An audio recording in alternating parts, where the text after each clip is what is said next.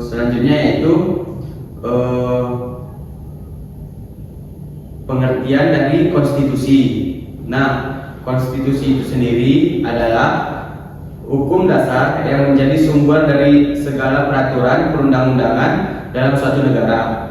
Istilah konstitusi berasal dari bahasa Latin yaitu constitutio yang berarti menetapkan atau membentuk.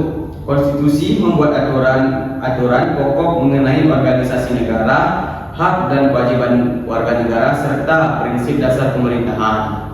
Nah, di sini ada macam-macam konstitusi. Yang pertama ada konstitusi tertulis yaitu undang-undang tadi, dan konstitusi yang tidak tertulis atau konvensi, kebiasaan atau tradisi yang diterima sebagai hukum. Nah, mungkin kalian penasaran nih, kalau undang-undang kan kita udah tahu lah undang bentuknya apa. Jadi kalau yang konvensi tadi peraturan yang tidak tertulis. Kalau di Indonesia walaupun di Indonesia ada Undang-Undang 1945, ada praktik yang termasuk konstitusi tidak tertulis. Misalnya Presiden menyampaikan pidato kenegaraan setiap 16 Agustus di depan DPR atau MPR. Yang kedua, pengangkatan menteri berdasarkan kebiasaan politik, bukan aturan tertulis rinci dalam Undang-Undang Dasar.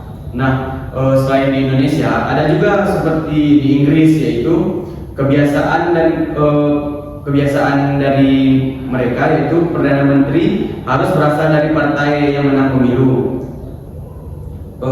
Terus ada juga dari negara Kanada, yaitu Gubernur Jenderal bertindak atas nasihat Perdana Menteri. Nah, jadi itu yang dinamakan konvensi.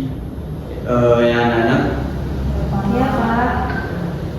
Oke, selanjutnya di sini jenis dan hierarki peraturan perundang-undangan.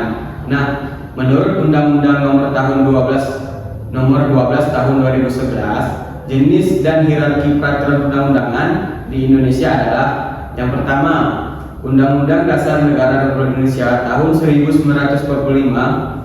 Yang kedua, Ketetapan Majelis Pemusyawaratan Rakyat atau TAP MPR. Yang ketiga, Undang-undang atau Peraturan Pemerintah Pengganti Undang-Undang atau biasa disebut Perpu. Yang keempat, ada Peraturan Pemerintah. Yang kelima, ada Peraturan Presiden. Yang keenam, ada Peraturan Daerah atau Provinsi. Yang terakhir, ada Peraturan Daerah atau Kabupaten Kota. Nah, selanjutnya yaitu sifat dari Undang-Undang Negara Republik Indonesia tahun 1945. Undang-Undang Negara Kesatuan Republik Indonesia tahun 1945 bersifat singkat dan supel atau luas. Singkat karena hanya memuat aturan-aturan pokok saja. Undang-undang hanya memuat garis-garis besar saja sebagai pemerintah kepada penyelenggara negara untuk menyelenggarakan kehidupan bernegara. Adapun aturan-aturan pokok yang terdapat di dalam UUD tahun 1945 tersebut dapat dijabarkan lebih lanjut dalam peraturan lain yang kedudukannya lebih rendah daripada UUD tahun 1945 secara lengkap dan terperinci, seperti Undang-Undang UU, Undang-Undang Peraturan Pemerintah atau PP, dan peraturan perundang-undangan lainnya.